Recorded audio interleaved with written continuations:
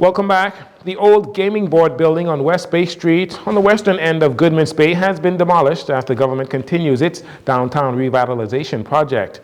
Minister of Tourism, Investments and Aviation, Deputy Prime Minister Chester Cooper, spoke with reporters regarding the project after taking a short walk through the dilapidated building, explaining the significance of the demolition exercise. So this has been an eyesore here for many, many years. The building is owned by the Hotel Corporation, having been occupied by the gaming board and abandoned now for many years. We thought it fitting to demonstrate that we are walking the walk, not just talking the talk. So as a government building, we thought that this building should no longer sit here in a derelict manner, so we're doing something about it.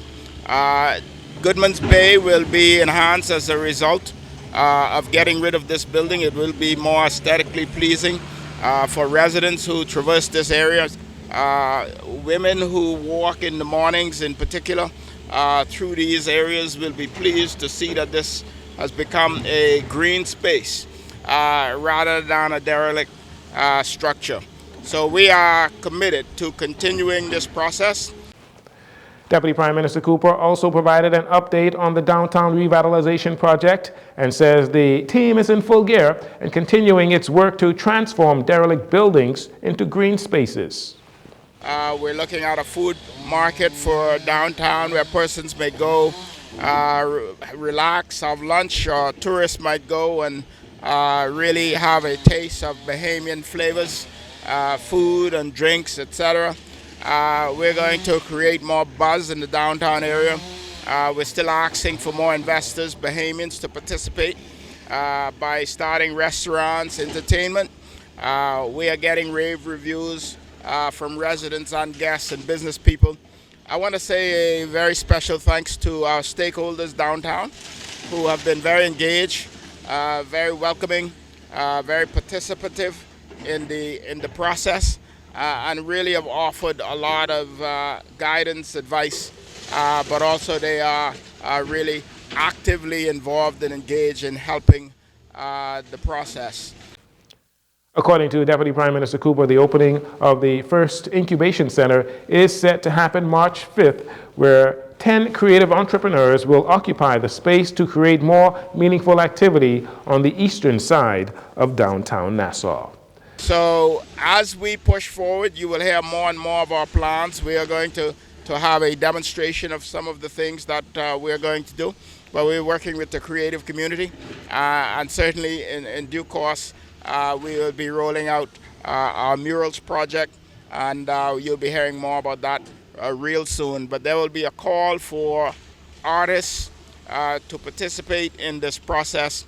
We want this to be not just our idea, but we want the creative community to participate actively in this process. Opposition members of Parliament for East Grand Bahama, Kwesi Thompson, today raised concerns as it relates to several matters in his constituency, particularly the construction and repairs of schools. While he thanked the Minister of Education, Technical and Vocational Training, Gladys Hannah Martin, for being prompt in her response to his concerns, he brought awareness to the plight of a lack of schools in the eastern area of Grand Bahama. The McLeanstown School has been repaired. I believe it is completely repaired, and we are just inquiring as to the opening of it, and then also the residents in Sweeting Ski, while they, I believe, are pleased that they will not have to travel into Freeport.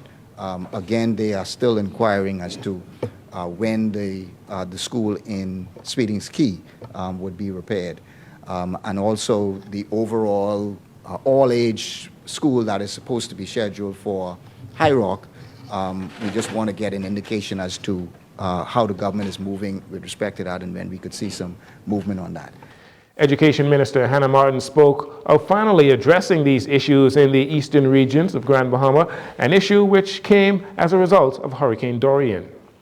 What is happening now through the auspices of our director, she's now working out the logistics. We have to get teachers there. We have to determine what students will go there, because we have primary and high school students traveling hours into central Grand Bahama. And so that is what's happening now, and we will have to determine once those logistics have been settled, which we hope will be in very short order, because we understand the hardship associated with that daily travel for young people.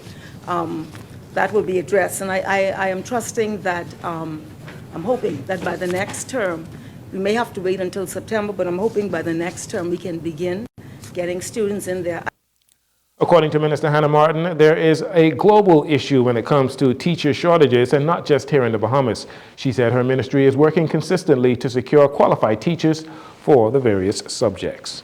And finally, Chris Fireman Brown, the Bahamas ambassador at large for all sports, is busy in the Atlanta area working to secure a partnership with the Bahamas and the Atlanta Braves of the Major Leagues Baseball, which can add to the government Sports in Paradise initiative. According to Mr. Brown, or Ambassador Brown, he is seen here with Derek Houston in the center. He's the managing director for corporate partnerships with the Braves. And Edward Archer from the Bahamas Consulate General Office in Atlanta is also there as well. They are, according to Mr. Brown, they are in the final stages of inking a huge partnership deal with the Braves and the islands of the Bahamas. Durant Saunders from the Bahamas Consulate General Office in Atlanta is also assisting with that initiative. Ambassador Brown has retired from professional track and field and is now head coach of the track and field system at Clayton State University. And that'll do it for your JCN Evening News. Once again, I'm Jarino Saunders. This segment of the news has been brought to you by Sun Oil Limited.